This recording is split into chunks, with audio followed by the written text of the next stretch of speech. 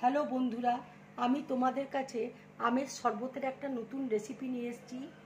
দেখো, এখানে আমের পাল্প রয়েছে, এর মধ্যে চিনি দেওয়া রয়েছে, আইস কিউব রয়েছে, লেবুকে আমি এইভাবে দেখো কেটে নিয়েছি।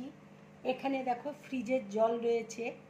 এবার আমি আমের পাল্পটা জলের মধ্যে দিয়ে দিচ্ছি।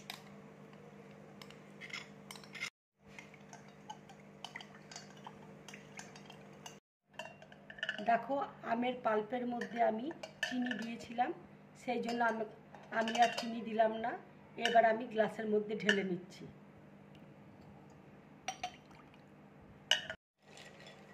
এবার দেখো আইস কিউবটা দিয়ে দিচ্ছি।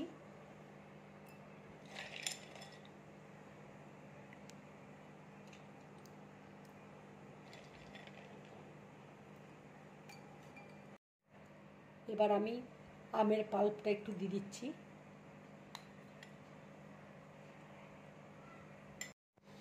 বন্ধুরা, যদি এই আমের শরবতের রেসিপিটা তোমাদের ভালো লাগে তাহলে লাইক করবে, শেয়ার করবে আর ড্রিম ব্লগ চ্যানেলটাকে সাবস্ক্রাইব করবে।